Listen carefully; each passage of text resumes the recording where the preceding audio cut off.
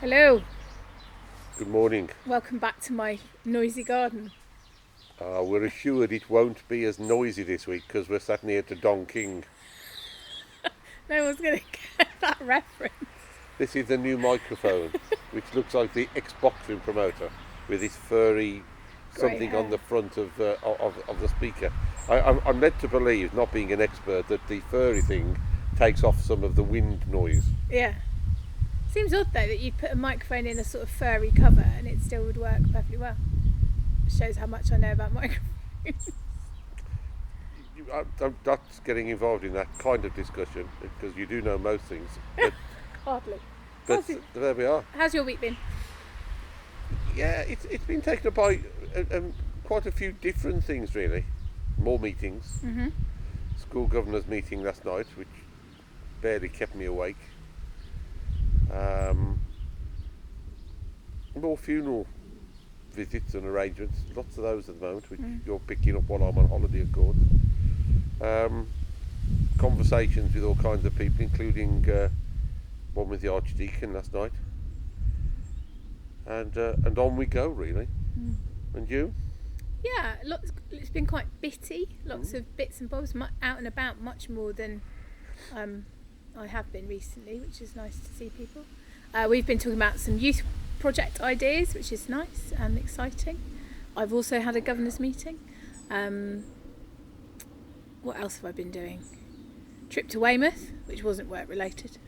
No. But Yeah. you saw all the cruise ships. I out saw all the in- cruise yeah, ships, in the and back. it was funny because as you walk down, so as you first approach the promenade, you think, oh, 5 cruise ships, and then as you start to walk along, you realise there's 8 because some of them are tucked in the kind of Yeah. lee of the big ones. So, and I was really pondering what on earth it must be like living in Weymouth Bay, because Well, no some people have lived there. Well, there must be people on there, mustn't there? Yeah, there are limited staff just to keep them ticking Ticking over, over. so to speak. Yeah. And there's a great debate down there over the ships. Are they causing fog in the bay? Well, no, I don't think they are. For Oh, okay. But they have to run their engines, don't they? from And time to time. keep their lights on at night yeah, and things like that. yeah. I think they're quite amazing, really, to see them there. But it's effectively a ship car park, a ship park. Yeah, because they're not paying to park there. It's free. As they would Free if they went mooring. if they went into the actual What, like in Southampton or something like that? or into Portland Oh, okay. official harbour. But there is a new one there this week, which is a kind of super Okay. ship, I'm told, or I read in the paper. And the Queen Mary, is it the Queen Mary? I think the Queen Yeah. Mary, the new one, is still there. That looks lovely because it's got, I think, more shape and nice funnels and colour. So yes, they look good. Yeah. They look really So good. it's been a good week. It has been generally. It's a busy week. My diary's gone right back to where it used to be. You control it. And moving on. So, The diary doesn't enter things in on its own. I don't know, I think mine might. I think it might be a magic diary. I don't think so. I don't think so. Right, so should we have our pause? Yes. Pause. Meow. It does sound like pause, pause, pause.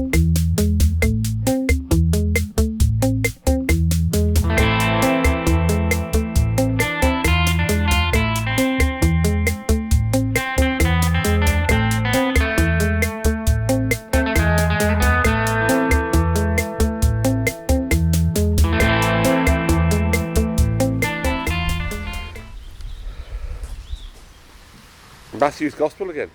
Yes, continuing. Continuing. I think we're generally in Matthew until the end of the year now, till Advent anyway. So, labourers in the vineyard. I like this story because I think it's anyway. We'll talk about it in a minute. So shall we have a listen? Please read away. At the pause in traffic, go for it. The labourers in the vineyard. Jesus said, "For the kingdom of heaven is like a landowner who went out early in the morning to hire labourers for his vineyard. After agreeing with the labourers for the usual daily wage, he sent them into his vineyard. When he went out about 9 o'clock, he saw others standing idle in the marketplace, and he said to them, 'You also go into the vineyard, and I will pay you whatever is right.' So they went. When he went out again about noon and about 3 o'clock, he did the same. And about 5 o'clock he went out and found others standing around, and he said to them, 'Why are you standing here idle all day? They said, "Because no one has hired us." He said to them, "You also go into the vineyard." When evening came, the owner of the vineyard said to his manager, "Call the labourers and give them their pay, beginning with the last and then going to the first." When those hired about 5 o'clock came, each of them received the usual daily wage. Now when the first came, they thought they would receive more, but each of them also received the usual daily wage. And when they received it, they grumbled against the landowner, saying, "These last worked only 1 hour, and you have made them equal to us who have borne the burden of the day and the scorching heat." But he replied to one of them, "Friend, I am doing you no wrong. Did you not agree with me for the usual daily wage? Take what belongs to you and go. I choose to give to this last the same as I give to you. Am I not allowed to do what I choose with what belongs to me? Or are you envious because I am generous? So the last will be first, and the first will be last." So why do you like that story? I like the story because it's bonkers. Because according to the way the world works, there'd be outrage if you turned up and worked 1 hour and got paid the same as somebody who'd worked 8 hours. Because economically, it makes no sense for the employer, and in terms of, being worth what you've worked for, it doesn't make any sense either. But that's the point, because I think this is about God saying I'm generous, and I'm generous in ways that don't make sense to you, because I'm more generous than you will ever be able to be. And that's one of the values of the kingdom of God, generosity that goes beyond what we're capable of. So that's why I like it. Of course, there were no contracts that said they had to work X number of hours to get whatever money. No. And there was no trade union to picket the gate. No. Only their own power. And the landowner didn't betray anyone. He agreed the usual rate with the people who started at the beginning of the day. That's right. It's up to him what he pays the people. Absolutely. And that, that for me is about God's generosity. Saying, well, and I guess it depends what you apply it to, whether you're. I think, yeah. How useful you find this parable. No, I think I like you. I think it's a fascinating story because it is about, in a way, it's about generosity and how God chooses to deal with people. It's about fairness and equality. I think there's also something in this. If we go back to what I said 2 weeks ago and last week, this is part of a stage of Matthew's gospel where Matthew is trying to show how we should act as Christians. So it's a kind of what are the ground rules for being in my church, in my community of Christians. Yeah. There's also something about the fact that the kingdom of heaven is open to all who repent, and it's open to everybody on the same grounds. Yeah, it's equal. Yeah, and it doesn't matter whether you've been a lifelong practitioner, aiming to get to God's generosity of grace in the kingdom of heaven, or whether you've suddenly realised that God exists and has become important in your life. Yeah. And compared to the long life learner, what right should you have to get in front of me? Yeah. But God doesn't work like that. But God, we know, doesn't work like that, or we've always understood that God doesn't work like that. And so that could be part of, if you go back to the Middle Ages, when people on their deathbed would suddenly pay the priest to pray earnestly for them. Hurry up. On my last hour. in the vain hope that they'd reach there. But it is about generosity, but I think it's about God's generosity, faithfulness to unfaithfulness to all of us. So we were chatting about it online, and for me it has echoes of the prodigal son. In the sense that in the prodigal son story, the elder child who isn't rebellious and doesn't spend all the money and is generally just lovely and does what he's supposed to do, gets really cross when the younger child is welcomed back with such grace and forgiveness, because he feels hard done by. And I think there's an element here where the workers who've worked all day feel hard done by, don't they? They feel like it's not fair. And there's a difference between justice and being fair, because what we think is fair can be very subjective, whereas, you know, we hope for God's justice to be slightly more better weighed. But also there is that assumption about where we fit in that line. So do we identify with the workers who start at 6 a.m, or actually do we identify with the ones who've walked in at the end of the day? And are we feeling cross that God is more generous than we'd like him to be, or actually are we feeling hugely grateful that God is generous despite our, you know, the things we've done? Yeah. It's just an interesting way I don't think it matters what we think.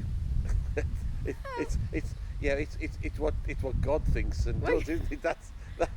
It's his choice, and we can be as worked up or whatever. Now, for most clergy, of course, we'd be in both camps, because we'd be starting at 6 o'clock and still working on till 8 o'clock at 8 o'clock at night, and so we'd be paid the same. I think it's, for me, it's deeper than that in some ways. It is, as you quite rightly said, it is about justice, and fairness can be subjective, but it's about God's fairness, not about our understanding of what fairness is. And in the perfect world, if that ever exists before we get to the perfect world, everybody would be fair, everything would be just, everything would be absolutely spiffingly good and nice, and everybody would love each other so much. But we know that doesn't exist, and part of the human trait is jealousy. Yeah. And that story, in effect, is about jealousy, isn't it? Yeah. Why should he only work for 1 hour, and why should I work for more? Because I could have turned up for the second shift and still got the same money. And it's because I think that's what I was trying to get at when we're sort of saying, where do we find ourselves in the story? Because that reveals a little bit more about the things that perhaps we need to work on. You know, if we're in that story and we're responding to God's generosity, then perhaps we need to learn how to be more generous. But if we're in that story and actually we can identify with the jealousy because it seems unfair to us, then perhaps God's challenging us to think about our envy and our jealousy towards others. And it's kind of, in some ways, it's played out, isn't it, about, you know, when you hear very forceful anti-immigrant rhetoric, for example. Yep. You know, it's not fair, they're coming over here, taking our jobs, taking our resources, which is a rather misjudged way, to my opinion, of trying to sum up a very complex situation. But it's playing into that, like you say, that very human thing about, well, I deserve it, it's mine, it's my right to have this stuff, or to have this opportunity, or to have these things. And actually, that's something we've got to kind of be challenged on, I think, because actually, is it always our right to have everything we want? And is there an element in which we've got to be more sacrificial and prepared to give up some of the stuff that we think is important to us in order to be more accommodating and generous to other people? I think the answer is yes to all those in some way or another. But I think there's also got to be kind of a sympathetic understanding, because we're straying away a bit from the story, but a sympathetic understanding of that there will always be the human trait that will come into play from someone who believes that they've worked hard all their life. They've worked hard to provide for their family, which is a good Christian thing to do. But then suddenly find that things aren't what they were expecting them to be at the end. And we often see that, don't we, over new housing, for instance. And we all know we need new housing. It's often sold to us under the fact it's going to be good for the community because it's going to be low cost, and we know that in reality that's very rarely true. But the person, of course, whose house is next door to all of this, Yes, who's worked hard all their life and struggled all their life, and now suddenly finds that they're all affected. Now, there's nothing to say that somebody can't build houses next to yours. No. And that house wasn't there once, and somebody else who's got an even older house 20 yards up the road must have felt like that when your house was built. But there's all of this kind of human stuff built in, and that's why God's needed. To make us to be more generous? I mean, do you think that's the goal of it? Is the goal about changing us now? Because it is this thing about kingdom starts now. So if we're living in God's kingdom, then something about this story, about the generosity, about the justice, about the outrageous generosity which doesn't make sense to us, about the welcome and the inclusion, should that be impacting us now? Or is it okay just to wait and say, well, you know, in the perfect kingdom when Jesus comes again, it will all be set fine. So for now, we can just keep muddling on in our flawed ways. It's a little bit of a straw man argument, because I know what you're going to say. You probably don't, because I forgot what you said. No. Again, the answer is yes. And yes. And it's got to transform us now, hasn't it? That's exactly what it's about, but it's about understanding what God stands for. Now that's the big thing, because God is God, and do we know what? Yeah, of course I think we know what we believe he stands for, and it is fairness, justice, truth, and ultimately it's back to the two commandments of Jesus, love, of which the second is love your neighbour as yourself. And that man has every right to do what he wants with his property, if you accept the fact that it is his property in the first place. Well, what you mean, money, the man in the story, the landowner. The landowner's money. If he chooses to grow whatever crop, vines or on it, that's up to him. If he chooses to get people to come and pick it because he's too lazy, or he can't do it himself, or he likes watching them do it, that's up to him. The important thing of the story is that people who come and do that are treated in such a way that is right, just and fair. And for me, we see too many people, don't we, and as being concerned over people who we see washing cars, for instance. Are they being mistreated? Are they being used wrongly? Are they being paid fair? No, we don't know. And it's highly unlikely they're going to tell us. No. Or you and me, they may have to tell somebody sometime. Are they being wrongly used? Well, in this story, the man is saying, it's my money, I use it as I want because I believe that's what God would ask of me, that I be fair and just to all those who are working for me. And we did see a sense of that, didn't we, in the, I guess, late 18th century, early 19th, coming through Victorian times, with people like Cadbury's. Yeah. And a lot of the other Quaker people, and Sunlight, and who treated their workers in some way, in the way they believed God would ask them to do. They provided good accommodation rather than slums. They paid them a fair wage for the day. They tried to include other things which may have been forced upon them, but teaching and in a way, I think that's what this man was trying to say. I use my wealth that I choose for the better of everybody, which is a good Christian thing, I think, to do. Yeah, and I think, that's what God requires of us, to be more generous than, I can't get away from it being about generosity, but to be more generous than, to be more radically generous, because I think that's where, for me, the nub of this passage is. It is outrageous generosity, because it makes no sense to us, and actually, how can we as Christians be generous to the point where it starts to be risky?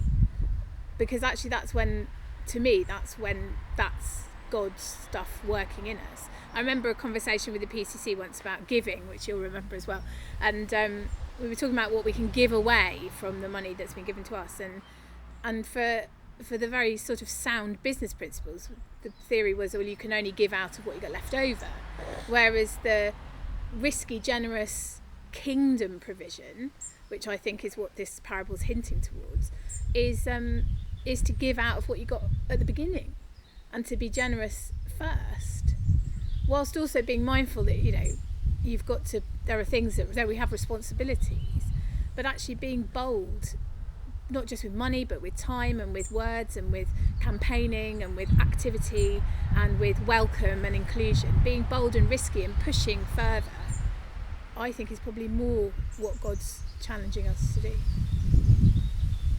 I would agree. Yeah, I mean, and true Christian stewardship is that you don't just give what's left; you give what you From can. what you have. Yeah.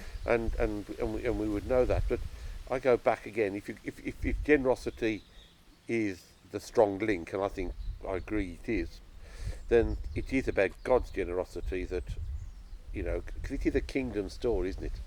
It doesn't matter whether you come at the beginning or the end. The kingdom of heaven is there for all of you. Yeah.